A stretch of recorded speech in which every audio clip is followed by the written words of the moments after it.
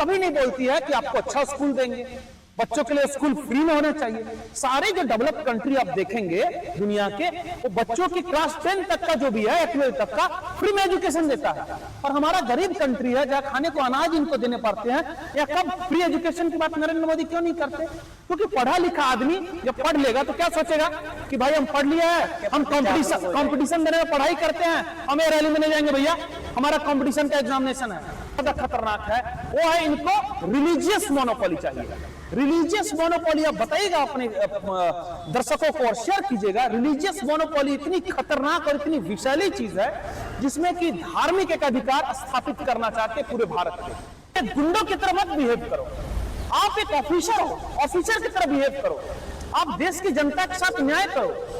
Fundamental right पे इतना बड़ा हमला बोला है इस गुजरात पुलिस ने, जो मोदी सरकार के मतलब बोलते हैं ना सुपारी का कोई गुंडा होता है जिसको पैसा दे दिया, ऐसे बिहेव कर रही गुजरात पुलिस कर रही है और लड़ रही है। बहुत बड़ी बात है, गुजरातियों को आजादी दिलाने की लड़ाई लड़ रही कांग्रेस पार्टी। गुजरात के जो नागरिक हैं उनको फंडामेंटल राइट्स पूरी तरह से मिले, और तभी मिलेगा जब कहा है कि हमने देश की आजादी अंग्रेजों से पाई थी, अभी हमें आरएसएस की जो सोच है इससे भी आजादी पानी है और इसके लिए हम लड़ेंगे लड़ाई। और गुजरात मॉडल जब रिलीजियस मोनोपोली आती है तो क्या होता है ना कि लोग अपने से अपने फंडामेंटल राइट के बारे में ना उदासीन हो जाते हैं। उनके अभिव्यक्ति की स्वतंत्रता छोड़ दीजिए, उनका वोट देने का अधिकार छोड़ दीजिए, ऐसा वातावरण तैयार कर दिया जाता है। अभी नमस्कार दोस्तों, मैं रिजवान। इस वक्त हमारे साथ में रवि भूषण जी कांग्रेस के मौजूद हैं। आज देश के अंदर जो हालात बने हुए हैं और जो चीजें चल रही हैं उस विषय पर पूरे डिटेल्स में रवि भाई के साथ में बहुत सारे सवाल करने वाला हूं। और ये वीडियो को देखने वालों से मैं ये रिक्वेस्ट करूंगा कि जब कोई भी वीडियोस आप तक आता है, कोई भी मैसेज आता है, आप बजाय किसी पॉलिटिकल पार्टी के एक पक्ष के कोई भी चीज सुनने के आपको और हमको ये जानने की जरूरत है कि हमने जिसको सत्ता सौंपी है वो किस तरह से किस विषय पर कैसे काम कर रहा है, क्योंकि ये चीजें बहुत ही इम्पोर्टेंट होती है। रवि भाई, मैं आपका सबसे पहले स्वागत करता हूँ। आज बहुत समय बाद वीडियोस बनाने का मौका मिला है, तो मैं आपसे आज बहुत ही इम्पोर्टेंट विषय पर, जो देश के अंदर जो माहौल बना हुआ है, जो बनाया गया है कि नेशनल हेराल्ड केस जो चल रहा है, जिसका मुद्दा पूरे देश में है, और कांग्रेस पार्टी के पदाधिकारी के द्वारा अलग अलग जगह पर एक प्रोटेस्ट किया जा रहा अपने हक के लिए शांतिपूर्ण तरीके से। और ये भी कहा जा रहा है कि जो नेशनल हेराल्ड केस के बारे में जिस तरह से ईडी ने उस केस की जांच फिर से शुरू कर दी, और कुछ समय पहले 50 घंटे तक भी पूछताछ हुई थी, वो केस बंद हुआ। राहुल गांधी का गुजरात की तरफ जाना, वहां पे कांग्रेस पार्टी का अधिवेशन शुरू करना, और जिस तरह से कंटिन्यूस गुजरात दौरा कांग्रेस पार्टी की तरफ से शुरू करना, वहां पे ज्यादा ध्यान देना, ईडी का पूरी तरह से एक्टिव हो जाना, इन चीजों को आप किस तरह से देखते हैं, मैं आपसे ये जानता हूँ। सबसे पहले नमस्कार जन आक्रोश न्यूज के सारे दर्शकों को। दर्शकों, मैं आपसे निवेदन करना चाहूंगा कि जन आक्रोश न्यूज एक बहुत ही महत्वपूर्ण मुद्दे पर ये सवाल उठाता है, तो इस न्यूज को जरूर देखें और शेयर करें, सब्सक्राइब करें और कमेंट में अपने विचार भी व्यक्त करें, क्योंकि आप जब कुछ अपने विचार व्यक्त करते हो तो हमें भी बहुत कुछ पता चलता है।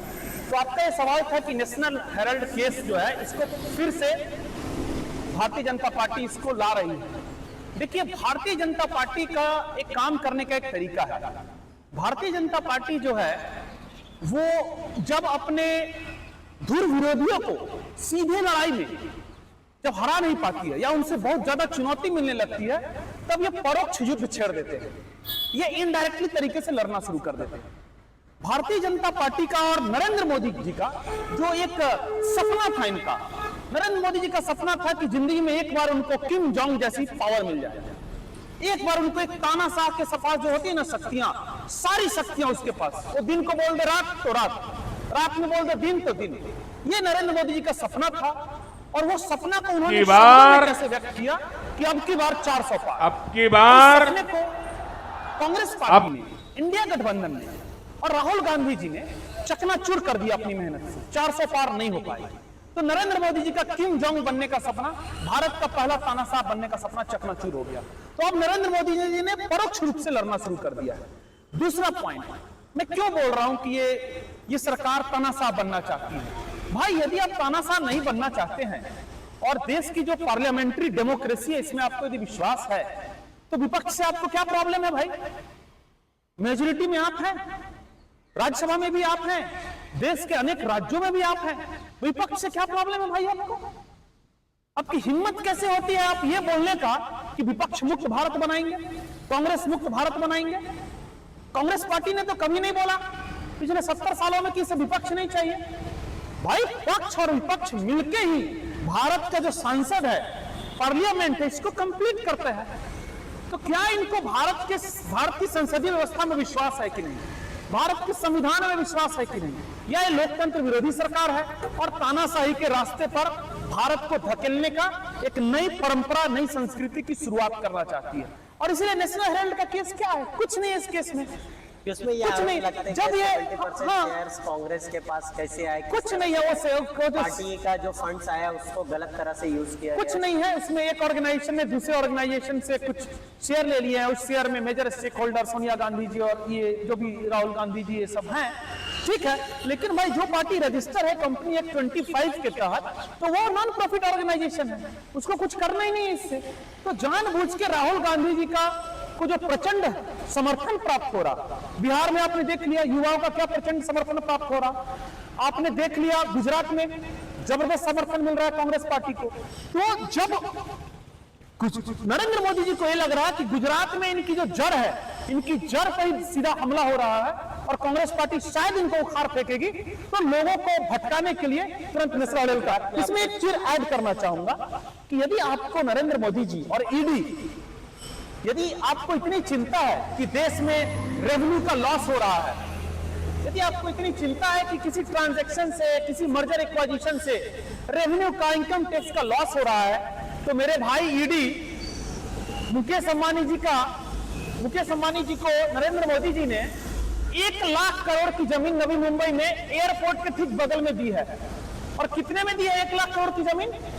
मात्र 2200 करोड़ में। कितने का नुकसान हुआ देश को? 97,800 करोड़ का नुकसान हुआ। 97,800 करोड़ का नुकसान हुआ। अरे मेरे भाई ईडी, भारतीय जनता पार्टी को, नरेंद्र मोदी के सुपारी के गुंडों की तरह मत बिहेव करो। आप एक ऑफिसर हो, ऑफिसर की तरह बिहेव करो। आप देश की जनता के साथ न्याय करो। आप इस केस को उजागर करो ना, इस केस पर आप इंक्वायरी करो। यहां पे जो पीएमएलए का एक्ट लगता है लगाओ, मनी लॉन्ड्रिंग कौन कर रहा है लगाओ। वहां पे आप मनी लॉन्ड्रिंग नहीं लगाओगे क्योंकि यारों का यार है भाई, यारों का यार है मोदी अंबानी, इनका याराना है। तो ईडी की हिम्मत भी नहीं है। सेम केस बता रहा हूं आप, कोई मर्जर इक्वाइजेशन और शेयर लेने का बात। ऐसा तो अजीत पवार भी उसे वैसे आगे 1000 करोड़ का प्रॉपर्टी उनका अटैच किया, राइट उस पे इंक्वायरी बंद कर दी गई, ये सारी चीजें कर दी गई। राइट। तो ऐसे बहुत सारे केसेस है जिस पर ईडी को, जिस पे कार्रवाई करना चाहिए था उस पर कार्रवाई नहीं की गई ईडी की तरफ से। राइट। तो फिलहाल हम इस बात पर बात कर रहे हैं कि हमारा विषय क्या है कि गुजरात लॉबीज, जहाँ से गुजरात से नरेंद्र मोदी जी और भाई अमित शाह होम मिनिस्टर वहां पे थे, गुजरात को इस तरह से रण में प्रयोग किया गया कि बीजेपी 30 सालों से कंटिन्यू सत्ता में रही है। कांग्रेस, आपकी कांग्रेस पार्टी भी वहां पर अगर देखा जाए तो 46-47% वोट का रेशो है।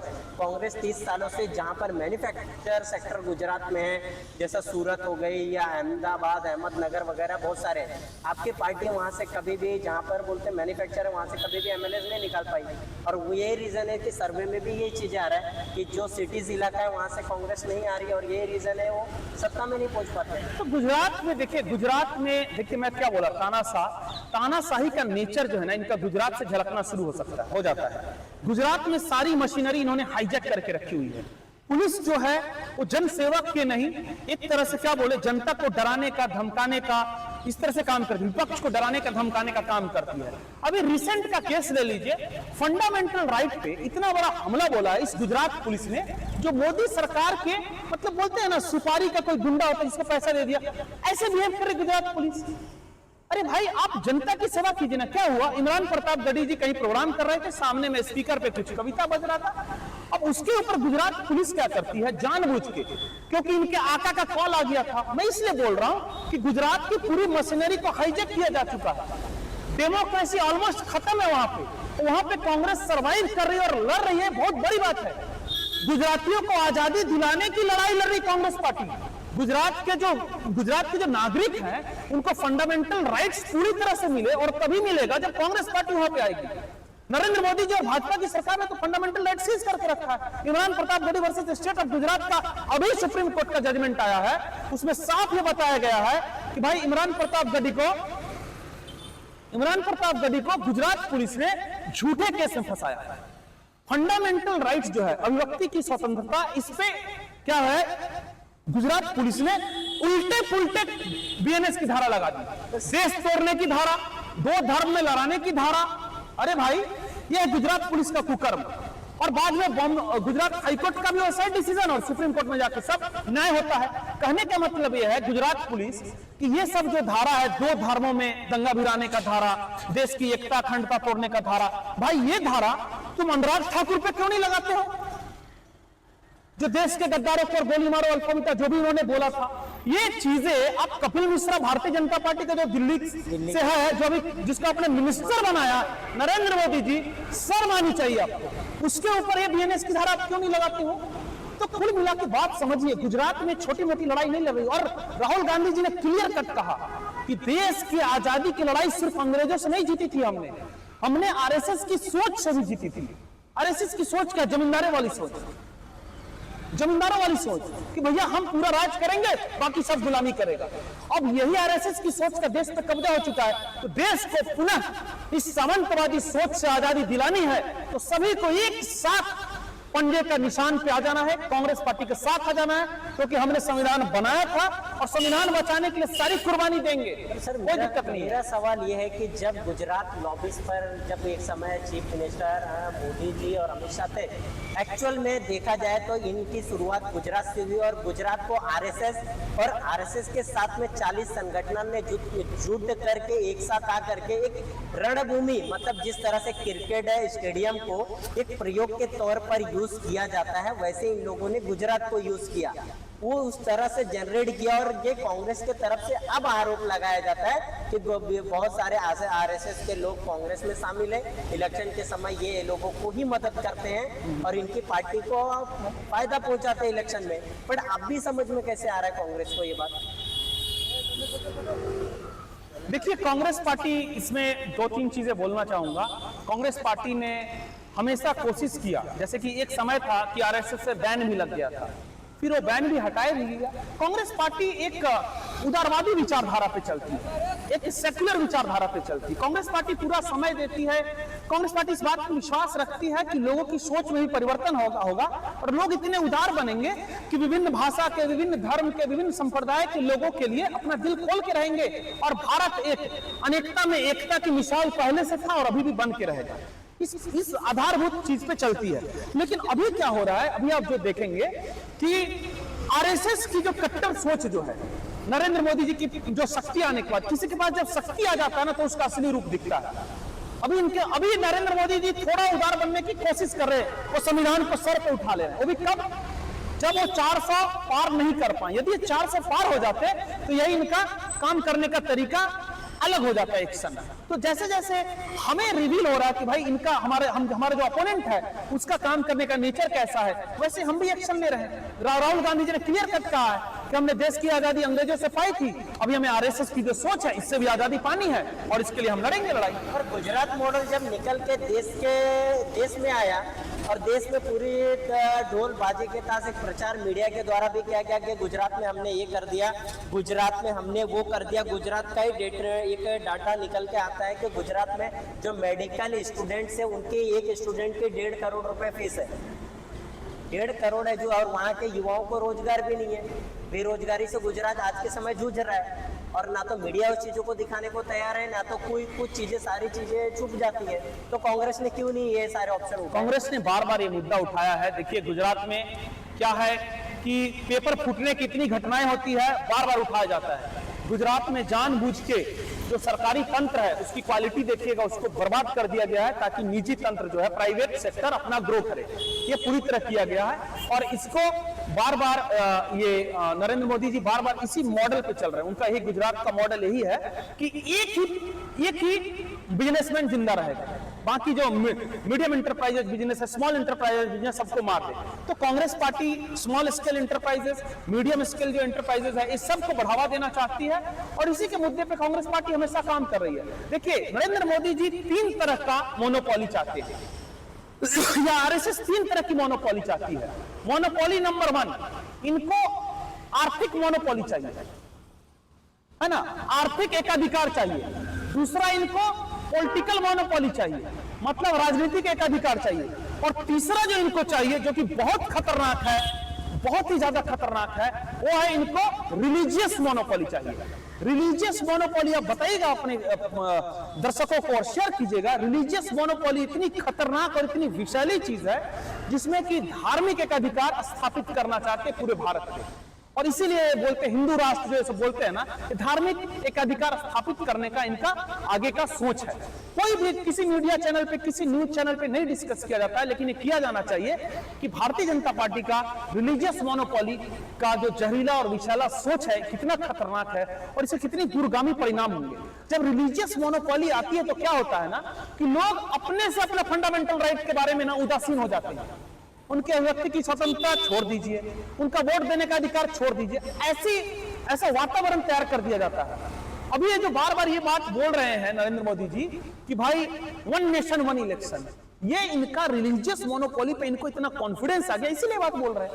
ये बहुत जल्दी इनके मुंह से भी निकल जाएगा, 1 नेशन नो इलेक्शन। ये किसी हद तक जा सकते हैं, सत्ता के लिए, शक्ति के लिए, पैसा के लिए, ये किसी हद तक जा सकते हैं। सर, मेरे को एक सवाल पूछना है। राहुल गांधी जी ने अभी एक चीज बोली है कि अगर दिल्ली का रास्ता गुजरात से होकर के जाता है, और कुछ डेटा जो निकल के अभी गुजरात से निकल कर आ रहे हैं, उस पर ऐसा खबर आ रही है कि कांग्रेस उस चीजों को, डेटा को वेरीफाई कर रही है कि गुजरात के जिले दर जिले जो कॉरपोरेटर्स हैं, जो लोग हैं, पैसे वाले लोग हैं, उनको जब होम मिनिस्टर अमित शाह थे उनको किस तरह से बीजेपी में लाया गया, और वही लोग उस डिस्ट्रिक्ट को तय करते हैं कि आने वाले इलेक्शन में कैसे चुन करके वो सीट बीजेपी के अंदर में आएगी। इस विषय पे आपको क्या लगता है? तो बीजेपी सत्ता के लिए साम दाम दंड भेद की नीति पे चलती है, और साम दाम दंड भेद की जो नीति पे चलती है बीजेपी, वो क्या करेगी? सबसे पहले तो पूरा मशीनरी को हाईजेक कर रखा है, फ्री एंड फेयर इलेक्शन नहीं करती, और ऊपर से चुनाव आयोग भी पूरे इसके इन्फ्लुएंस में आपने देख ही लिया। और ईवीएम का जो चल रहा है, ईवीएम के ऊपर जनता का कितना विश्वास बच चुका है, रहा नाम मात्र का विश्वास, वो आपने देख ही लिया। दूसरी बात कि कितने सारे विपक्ष के नेता कांग्रेस पार्टी के, जिसको बीजेपी ने डरा कर, धमका कर, षड्यंत्र करके अपनी पार्टी में मिला लिया। मतलब कांग्रेस पार्टी का वही नेता जब कांग्रेस पार्टी में रहता है तो बहुत बुरा है, लेकिन जब कांग्रेस पार्टी कितने केसेस कर झूठे केसेस दर्ज करना ताकि लोगों को तोड़ो, मरोड़ो, डराओ, आतंक फैलाओ, एक तरह का आतंक हुआ, और उसके बाद क्या करो कि अपनी पार्टी में शामिल कर लो। तो इस तरह के कार्य ये लोग करते हैं। तो इस कारण कोई सामने वाली पार्टी थोड़ी कमजोर पड़ जाती है। लेकिन याद रखिए, हमने आजादी की लड़ाई अंग्रेजों के साथ बहुत लंबी लड़ाई लड़ी। हम कांग्रेस पार्टी के लोगों का जो हौसला है, उन्माद है, उल्लास है, उत्साह है कि भारतीय जनता पार्टी के साथ लड़ रहे हैं, जो हमारी फंडामेंटल राइट को खत्म करना चाह रही है, हमारे संविधान को खत्म करना चाहिए। हमारा जोश आज भी वैसे ही बना हुआ है जो किसी आजादी के दीवाने की तरह बना हुआ है। हमें कोई मतलब नहीं है हमारा सर्वस्व छीन ले, हम बर्बाद हो जाए, हम मारे भी जाएं, हमें बहुत खुशी होगी कि भारतीय जनता पार्टी के साथ लड़ते हुए मारे गए। हमें ऐसा लगे कि हमारा जन्म इस धरती पे आना सफल हो गया, क्योंकि हम संविधान बचाने की लड़ाई लड़ रहे हैं। बार बार इन शब्दों का जिक्र हो रहा है कि गुजरात के अंदर कांग्रेस पार्टी के अंदर स्लीपर सेल के रूप में बहुत सारे लोग हैं, इसको आप कैसे देखते? बिल्कुल, देखिए, ये एक साजिश करने वाली पार्टी है, इनका निर्माण एक साजिश के तहत ही हुआ है। भारतीय जनता पार्टी एक ऐसी पार्टी है जिसका देश की आजादी में कोई योगदान नहीं। इनके पास एक महापुरुष नहीं है जिनके आदर्श पे चल सके।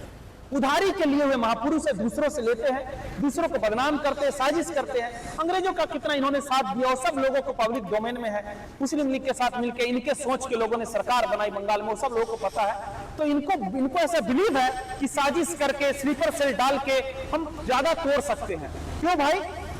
आपको अपने आदर्श पे इतना भरोसा नहीं रहा? वोट के समय आप प्रभु श्री राम का नाम लेते हो, और वोट के बाद तुम औरंगजेब के कब्र का डर दिखाते हो। हम हिंदुओं को क्या समझ रखा है यार? इतने हम लोग डरपोक हैं। तो ये हिंदू लोगों के मन में ना एक तू एक अल्पसंख्यक जाति के खिलाफ, धर्म के खिलाफ डर पैदा करती है। भाई हम तुम्हारे लिए कुछ नहीं करें। भारतीय जनता पार्टी का क्या है, जीतने का की क्या है? भाई हमको वोट दो, नहीं तो पता नहीं फिर से कब्र से निकल के आ जाएगा औरंगजेब। तो मतलब हम हिंदुओं को महामूर्ख समझती है, लेकिन हम लोग मूर्ख नहीं बनेंगे। भारतीय जनता पार्टी का सड़क से लेकर संसद पर इनकी इज्जत की धज्जियां उड़ाएंगे, इनकी पोल खोल करेंगे। पहले क्या होता था, आपको बहुत अच्छी बात बताता हूं। पहले क्या होता है कि हम लोग अपने बच्चे को सोते समय ये कहानी सुनाते हैं, प्रभु श्री राम की कहानी सुनाएंगे, लव कुश की कहानी सुनाएंगे, महाभारत की कहानी सुनाएंगे, बजरंगबली की कहानी सुनाएंगे। भारतीय जनता पार्टी ने क्या नया संस्कृति ले आया? आप सोते समय हर हिंदू अपने बच्चे को कहानी सुनाए, अरे बच्चा जल्दी सो जाओ नहीं तो कब्र में से औरंगजेब उठ के आ जाएगा। ये हालत हो गई भारतीय जनता पार्टी की। और यदि भारतीय जनता पार्टी जो है ना, हम हिंदुओं का पतन का कारण बनते जा रही है, जबकि हमारा धर्म बहुत अच्छा है, हमारा हिंदू धर्म सबसे प्यार करना सिखाता है, लेकिन ये देखिए हमारा लेवल कैसे गिराते जा रही है। कौन आदमी, कौन इंसान, अच्छा हमारा धर्म क्या बोलता है, जब रावण मर रहा था और उसकी आखिरी घड़ी है तो उसको भी हाथ जोड़ के हम लोग शिक्षा लेने जाते हैं, क्योंकि वो मृत्यु हो गई उसकी यार, अब सब बराबर है, उसकी आत्मा को भी सम्मान दीजिए। आप मरे हुए किसी कब्र का नाम पे आप राजनीति करते हो, इतनी घटिया राजनीति करने वाली भारतीय जनता पार्टी, इसको हिंदुत्व से कुछ नहीं लेना है सर, माफ कीजिए। मैं एक सवाल सर पूछता हूँ कि जब 2014 के पास अगर जो वीडियोस देख रहे हैं, अगर वो एक डाटा को चेक करें तो जितने भी प्राइवेट सेक्टर्स हैं उनको बड़ी मात्रा पे बढ़ाया गया और सरकारी स्कूलों को बंद करने का आंकड़ा हर दिन बढ़ता चला गया, बंद होते चले गए। और आज का समय ये हो गया है कि जो बच्चे प्राइवेट स्कूल में पढ़ रहे वो किसी न किसी पॉलिटिकल लोगों से कनेक्टेड हैं और मनमानी तरह से स्कूल वसूला जा रहा है, जिससे क्या हो रहा है, जो युवा पीढ़ी बड़ा जो बोलते हैं मिडिल क्लास है या जो भी है, जिनके उतना सर्वाइव करने के लिए उनकी इनकम नहीं है, उनके बच्चे अच्छी एजुकेशन नहीं ले पा रहे हैं, और जिसके कारण देश के अंदर जो अच्छी एजुकेशन लड़कों को नहीं मिल पाएगी तो सही दिशा में कैसे जाएंगे। और इसका कारण ये होता है कि जब इलेक्शन आता है तो वही लोगों के हाथ में अलग अलग तरह से रैलियों में ले जाया जाता है। कभी ये बोलते आज जो भी होते हैं, एक हंगामा आपने देखा, बहुत सारे वीडियोस आपको सोशल मीडिया पे दिख जाएंगे, हाथों में तलवारें हैं, हाथों में डंडे हैं, ये सारी चीजें हैं, धर्म के नाम पे ये सारी चीजें करवाई जा रही। बट एक भी नेता का लड़का, एक भी मिनिस्टर के लड़के के हाथ में ना तलवार होती है ना कुछ होता, उनके लड़के विदेशों में पढ़ते हैं। तो इस पे आप क्या कहते हैं? देखिए क्या है कि भारतीय जनता पार्टी ने सोच लिया, भारतीय जनता पार्टी को लोकतंत्र में नहीं भीड़ तंत्र में भरोसा है। भीड़ तंत्र ऐसा होता है कि एक भीड़ है और उसमें सब लोग हल्ला गुल्ला करते रहेंगे, और वो अपने बच्चों के साथ करें, हमारे गरीब लोगों के हाँ तो मैं बोला ना, भारतीय जनता पार्टी ने कितनी बार ऐसा बोला है, जब इनका जब स्टडी करेंगे तो आप पाएंगे ना, इनकी सोच बहुत ज्यादा हिटलर की सोच से मिलती है। हिटलर की सोच से मिलती है। तो हिटलर भी क्या करता था ना, प्रोपेगेंडा चला के अपनी राजनीति को प्राप्त करता था। हिटलर भी चुना गया था, लोकतंत्र के रास्ते से आया और तानाशाह बन गया। तो क्या करता है हिटलर ने, क्या बताया लोगों को, भाई तुम लोग इस पार्टिकुलर जाति धर्म का आदमी, इससे बचो, हमारी सारी समस्या की जड़ वही है। तो भारतीय जनता पार्टी नहीं कर रही। भारतीय जनता पार्टी कभी नहीं बोलती है कि आपको अच्छा स्कूल देंगे, बच्चों के लिए स्कूल फ्री में होना चाहिए। सारे जो डेवलप कंट्री आप देखेंगे दुनिया के, वो बच्चों की क्लास 10 तक का जो भी है, 12 तक का फ्री में एजुकेशन देता है। और हमारा गरीब कंट्री है जहाँ खाने को अनाज इनको देने पड़ते हैं, या कब फ्री एजुकेशन की बात नरेंद्र मोदी क्यों नहीं करते? क्योंकि पढ़ा लिखा आदमी जब पढ़ लेगा तो क्या सोचेगा कि भाई हम पढ़ लिया है, हम कंपटीशन देने में पढ़ाई करते हैं, हमें रैली में नहीं जाएंगे भैया, हमारा कंपटीशन का एग्जामिनेशन है, हम बीएचयू ज्वाइन करेंगे, हम जेएनयू ज्वाइन करेंगे। इनके देखिए जेएनयू से याद आ गया, इतने मतलब बेकार किस्म के लोग हैं कि जेएनयू जो कि दुनिया का मोस्ट रिस्पेक्टेड एजुकेशन इंस्टीट्यूट है, जहाँ से निर्मला सीतारमण जी है, अब उसको इन्होंने बदनाम कर दिया। तो कोई भी तानाशाह जो का सोच होती है ना, प्रवृत्ति होती है ना, वो क्या करता है ना कि सबसे पहले वहां के जो एजुकेशन होगा ना उसको तबाह बर्बाद करेगा। भाई तेरे को गलत पढ़ा रहा है, मेरे साथ आओ, हल्ला गुल्ला करो, तो फीस हाई लेवल पे कर दो ताकि मिडिल क्लास का लड़का जा हाँ, वही हो रहा देश में। सारे देखिए, सारे बिल्डर जो थे अब बिल्डिंग, सारे बिल्डर जो थे अब स्कूल खोलने लगे, सीरीज ऑफ स्कूल बनाने लगे। तो अब जब बिल्डर जब स्कूल, जैसे आप फ्लैट लेते हो 70 लाख का, तो जब बिल्डर जब स्कूल बनाएगा तो वो भी वैसे ही महंगा रहेगा, 10,000, 15,000, 20,000 आपको महीने के देने पड़ेंगे। तो आपको इतना निचोड़ दिया जाएगा कि आपको ऐसा लगेगा कि भैया हम जिंदा है ना, बस बहुत बड़ी बात है। और ज्यादा आप कुछ बोलिएगा तो बोलेगा भैया चुपचाप सो जाओ, नहीं तो औरंगजेब कब्र में से उठ के आ जाएगा। मतलब ये लेवल हो चुका है। तो भारतीय जनता पार्टी कभी भी विकास की बात मीडिया में करती है, एक्चुअल विकास नहीं करेगी। कभी भी हॉस्पिटल फ्री में नहीं देगी, ऑपरेशन फ्री में नहीं देगी। आते ही इन्होंने कितनी सारी कैंसर और बहुत सारी दवाइयों को कई 100% बढ़ा दिया, बड़े रेट से बढ़ाए, कई 100% इन दवाइयों को बढ़ा दिया। एक कभी देखिए ह्यूमन कैपिटल जो हमारा मानव संसाधन जो है ना, जैसे कोयला, पेट्रोल, ये सब काफी हमारी संपत्ति है, तो मानव संसाधन भी हमारी संपत्ति है। 140 करोड़। अब इनके नेता जो है यूपी में क्या बयान देते हैं, लोग चाहते हैं कि बच्चे वो पैदा करे और उनके बच्चों का ख्याल सरकार रखे। इनके जो यूपी वाले बाबा है ना, वो ऐसे डायलॉग मारते हैं, अरे साहब हमने बच्चे पैदा किए हैं तो उनको बच्चों को हम खिलाते भी हैं, उसका स्कूल का फीस भरते हैं, उनके कपड़े लत्ते खरीदते हैं, दवाई देते हैं, उनके लिए गाड़ी खरीदते हैं, है ना, उनके यातायात के जो सामान है उसका इस्तेमाल करते हैं, बैंक का इस्तेमाल करते हैं। तो सारी इंडस्ट्री तो हम लोग चलाते हैं, बच्चे पैदा करने वाले लोग। तो आप क्या समझो इसकी बात? तो यही बात है कि इस तरह की जो भाषा बोले कि बच्चे पैदा करते हो, हम जिम्मेदारी ले, तो ऐसे लोगों से आप क्या उम्मीद रखिएगा? देखिए असली रामराज कांग्रेस पार्टी का रामराज था, जिसने हमेशा सोचा आज जेएनयू में गरीब का बच्चा भी पढ़ सकता है। यदि आप पढ़ने में ब्रिलियंट जाइए, आपको नॉमिनल फीस पे मिलेगा। एम्स में जाइए, एम्स का फीस, एम्स का ओपीडी में जाइए, दिखाइए कितना सस्ता नॉमिनल फी में आपको इंडिया का दुनिया का बेस्ट डॉक्टर आपको चेक करेगा, एम्स बनाया। तो ऐसी चीजें कांग्रेस पार्टी ने किया। महाराष्ट्र में है, मैं महाराष्ट्र का एक डेटा कुछ देख रहा था कि हर दिन 7 किसान यहाँ पर आत्महत्या कर रहे हो, किसान की कर्ज माफी नहीं हो रही, और किसान जो सोयाबीन और मखाना जैसी चीज़ों को उत्पादन करता है, बारिश में बहुत सारे फसल नुकसान हो जाती है, तो भी किसान कैसे न कैसे करके देश की आबादी जो भी लोग हैं उन लोगों की ज़रूरतों को पूरा कर रहा है। बट क्या आपको नहीं लगता कि किसान की कर्ज माफी जो अभी सरकार ने बोला है, कि अजित पवार ने खुद बोला है कि कर्ज माफी अभी नहीं होगा, तो इस पर क्या आपके कुछ विचार? देखिए जब इनको बोला जाता है महाराष्ट्र की गद्दार मोदी सरकार, महाराष्ट्र की गद्दार देवेंद्र फडणवीस सरकार, महाराष्ट्र की गद्दार शिंदे सरकार, तो ये लोग बौखला जाते हैं। अब देखिए आपको गद्दार क्यों मान रही है जनता?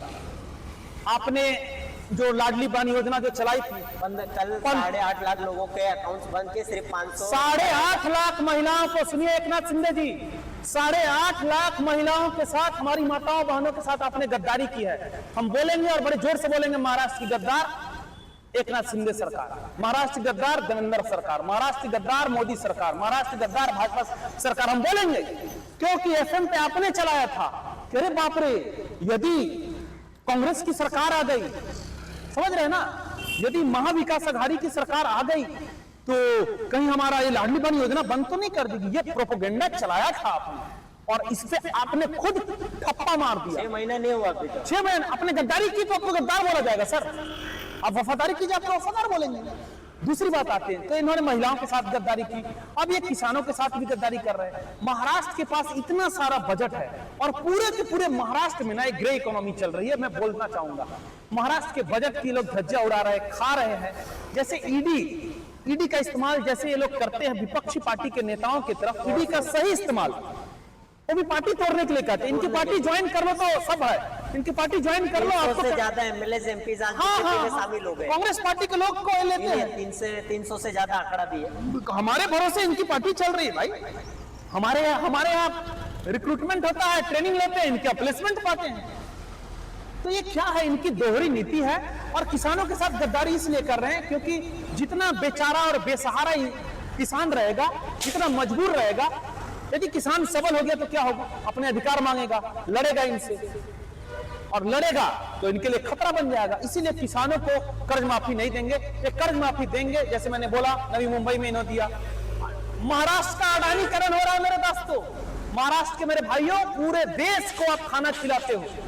अब पूरे महाराष्ट्र का अडानीकरण हो रहा है। अब देख लीजिए, महाराष्ट्र नहीं बचेगा साहब तो क्या बचेगा?